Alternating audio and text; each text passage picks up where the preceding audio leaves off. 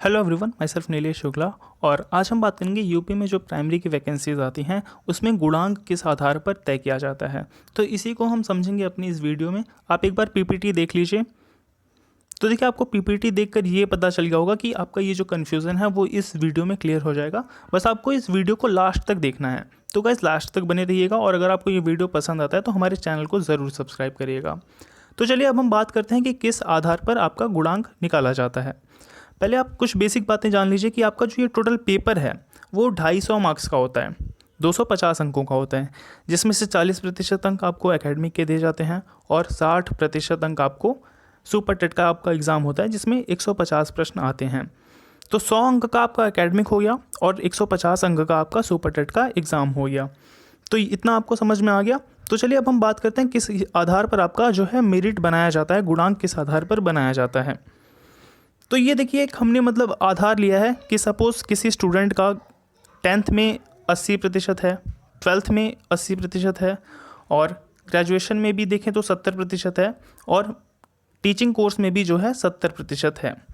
तो इस आधार पे जब हम गुणांक निकालेंगे तो देखिए 80 जो परसेंट आया है आपका हाई स्कूल में उसका 10%, 12वीं में जो आपका 80% आया उसका 10%, ग्रेजुएशन में जो आपका 70% आया उसका 10% और आपका जो भी टीचिंग कोर्स है उसमें आपका जितना भी परसेंट आया उसका 10%। तो जब आप इस टोटल इसे ऐड कर लेते हैं, आपका परसेंटेज कुछ भी हो सकता है, आपका 60% हो सकता है, आपका 75 हो सकता है कहीं, तो आप उस अकॉर्डिंग निकाल सकते हैं उसका 10%। तो अगर अब हम इसे ऐड करते हैं तो देखिए आपका जो टोटल मार्क्स हो जाता है वो 8 मार्क्स आपका हाई स्कूल में मिल गया, 8 आपको इंटर में मिल गया, 7 मार्क्स आपको ग्रेजुएशन में और 7 आपका टीचिंग कोर्स का मिल गया। अगर आप इसे टोटल ऐड करेंगे तो ये कितना पहुंच जा रहा है 30। मतलब कि आपको 40% अंकों में से आपको 30% अंक मिल गए। अर्थात आपको अगर आपका 30% में 2.5 का गुणा करेंगे तो ये 75 हो जाएगा। मतलब कि जो 100 अंक आपके एकेडमिक के थे उसमें आपने 75 अंक हासिल किए।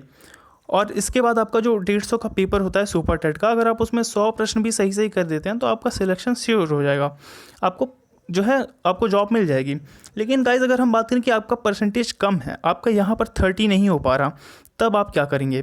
सपोज़ आपका 25 ही हो रहा है, तो उस हिसाब से देखिए मैं आपको ये कहूँगा कि आप जो है सुपर टेट के पेपर में अच्छा स्कोर करने की कोशिश करिए। आप 110 115 कोशिश करिए कि आपका सही हो जाए, तो आप भी जो है ईजिली सिलेक्शन पा सकते हैं।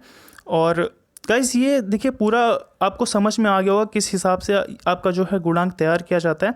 आप यहाँ पर आप इसे समझिए कि इसी हिसाब से देखिए आपका गुणांक निकाला जाता है। तो इस चीज़ को अगर आप समझ लिए तो आप अपना गुणांक बड़े आराम से निकाल सकते हैं। आप अपने परसेंटेज को यहाँ पर रख लीजिए और आप भी जो है इस हिसाब से कैलकुलेट करके आपका जितना भी बन रहा है, सपोज आपका 25 बन रहा है, 27 बन रहा है, 31 बन रहा है, 34 बन रहा है, आप उसमें 2.5 का गुणा कर लीजिएगा तो आपका 100 में से आपको कितने मार्क्स मिले ये आपको पता चल जाएगा। तो इसी हिसाब से आपका जो है गुणांक तैयार किया जाता है। आई होप आपको ये वीडियो पसंद आया होगा और अगर गाइस आपको ये वीडियो पसंद आया तो चैनल को हमारे ज़रूर सब्सक्राइब करिएगा। Thank you for watching.